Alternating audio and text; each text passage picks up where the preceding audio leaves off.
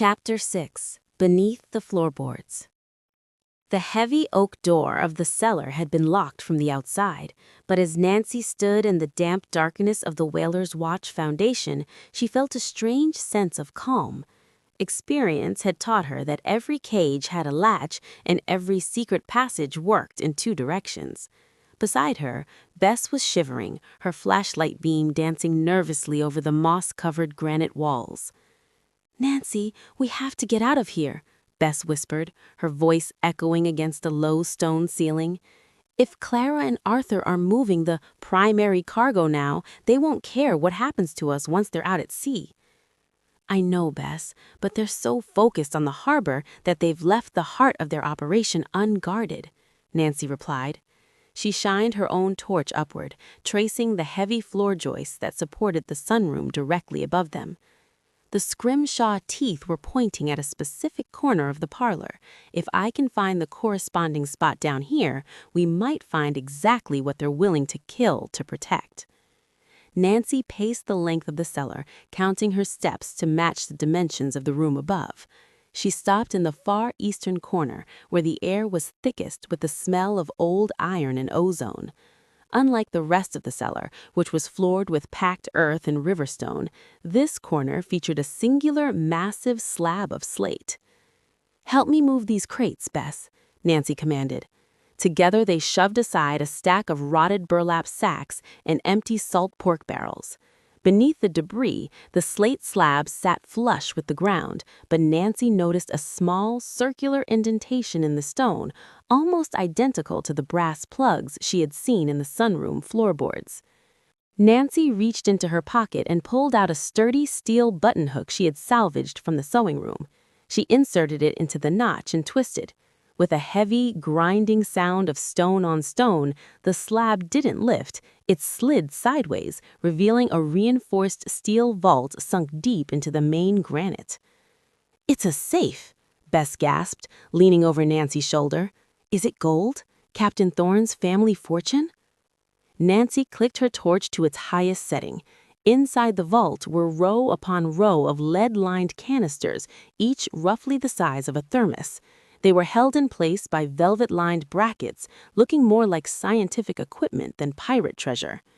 Nancy reached in and carefully unscrewed the cap of the nearest canister.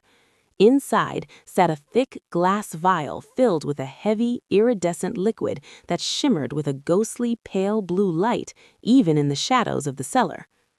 "It's not gold, Bess," Nancy said, her voice dropping to a somber tone. "These are industrial isotopes.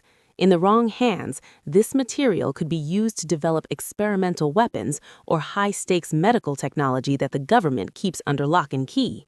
This isn't just local bootlegging, this is international espionage." The gravity of the situation settled over them. Clara Vane wasn't just a seamstress with a side hustle in black market lace. She was a courier for a shadow organization, using the quiet, unsuspecting coast of Maine as a transit point for stolen high-tech secrets. "The lavender," Nancy realized suddenly.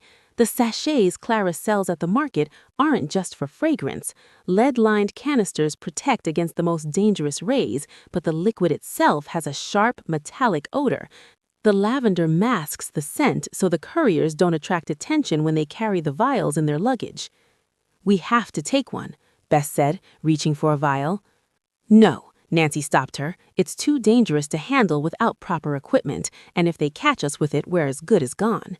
We need proof that doesn't involve carrying a radioactive glass bottle." Nancy shined her torch further into the back of the vault. There, tucked behind the canisters, was a small, black leather-bound logbook. She flipped it open. It was filled with dates, coordinates, and names of ships.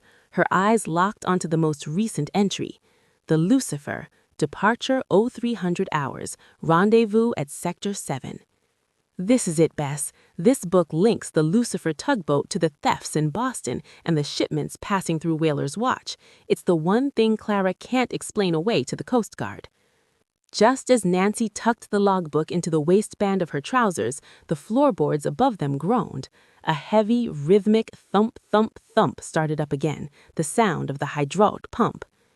"They're back," Bess hissed, clicking off her flashlight. "They aren't coming for us yet," Nancy whispered, pointing her light towards the Seagate mechanism. "They're preparing the final load. If we can jam the gears of the lift from down here, they'll be stuck in the sunroom with the evidence, unable to move the cargo to the boats." Nancy looked around the cellar, her eyes landing on a heavy iron pry bar leaning against a wine cask. She knew that by jamming the gears, she was effectively announcing their presence, but it was a risk she had to take. If the Lucifer sailed with those canisters, the secret of the Saltbox Sunroom would be lost at sea forever. "Ready, Bess?" Nancy asked, her hand gripping the iron bar. Bess took a deep breath and nodded. "Ready as I'll ever be, Nancy."